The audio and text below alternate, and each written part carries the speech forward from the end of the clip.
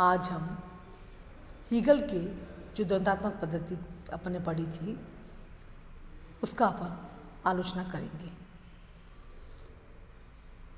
पहला इसका पॉइंट था आलोचना का कि विभिन्न वस्तुओं में विरोध की अनावश्यक कल्पना, यानी द्वंद्वात्मक पद्धति द्वारा हीगल ने विभिन्न वस्तुओं में विरोध की अनावश्यक कल्पना कर ली। हीगल जहाँ थोड़ी थोड़ी भिन्नता देखता है वहाँ तुरंत द्वंद्वात्मक विरोध की कल्पना कर लेता है और वाद प्रतिवाद व संवाद के त्रिकोण की स्थापना में लग जाता है।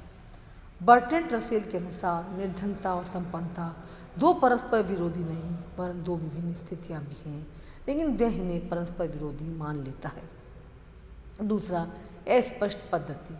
आलोचकों के अनुसार हीगल की पद्धति अस्पष्ट है। उसके द्वंद्व की अस्पष्टता को उसके द्वारा प्रस्तुत समाज और परिवार, कला और धर्म के उदाहरणों में देखा जा सकता है। उसके अनुसार परिवार का प्रतिवाद समाज है, जबकि परिवार के समस्त गुण प्रेम, स्नेह, एकत्व आदि समाज में जाकर नष्ट नहीं होते। समाज तो परिवार का विकसित ही नहीं विराट रूप है। इसी प्रकार कला का विरोधी धर्म का होना पूर्ण अनुचित लगता है। यह कहना बहुत कठिन है कि कला और धर्म आपस में विरोधी तत्व हैं।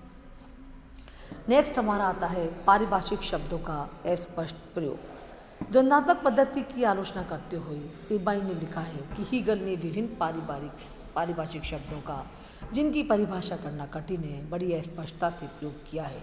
उदाहरण के लिए हम दो शब्दों विचार अंतर्विरोध को ले सकते हैं। हीगल के अनुसार प्रत्येक प्रगतिशील सामाजिक परिवर्तन धर्म, दर्शन, अर्थशास्त्र, विधि अथवा राजनीति का परिवर्तन विचार में उन्नति के कारण होता है। यह प्रयोग संयोगवश ही नहीं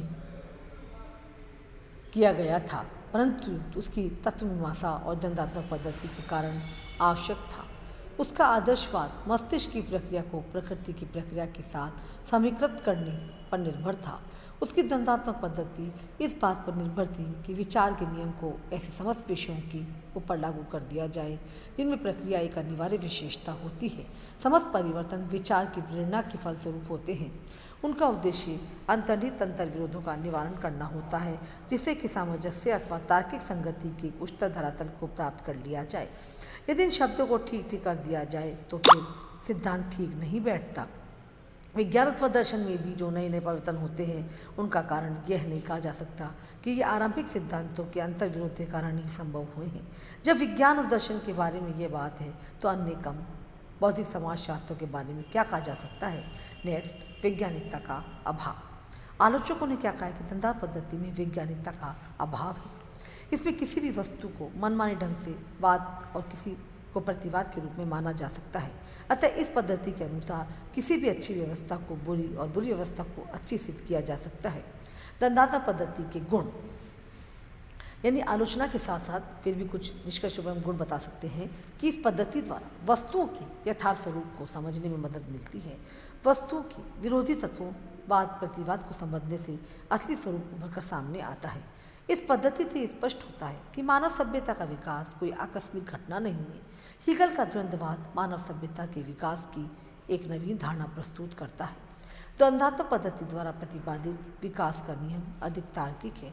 पूर्व में माना जाता था कि सभ्यता का विकास सरल रेखा से निरंतर उन्नति के पथ पर होता रहता है।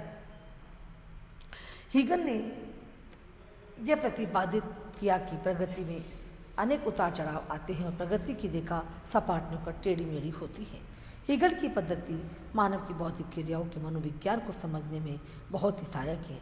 हीगल के अनुसार द्वंद्वात्मक पद्धति मानव मन की कार्यप्रणाली को सुचारू रूप से चित्रित करती है, क्योंकि कई बार मानव मन इसी प्रकार के विरोधों के मार्ग से आगे बढ़ता है। तो इस तरह हम निष्कर्ष रूप में जो आलोचना की गई है तो गुण भी ये बताए गए हैं कि ये बात सत्य है कि सभ्यता का विकास सरल रेखा से में उन्नति निरंतर उन्नति के पथ पर होता रहता है और प्रगति में अनेक उतार चढ़ाव आते हैं और प्रगति रेखा सपाट न होकर टेढ़ी मेढ़ी होती है। थैंक्स।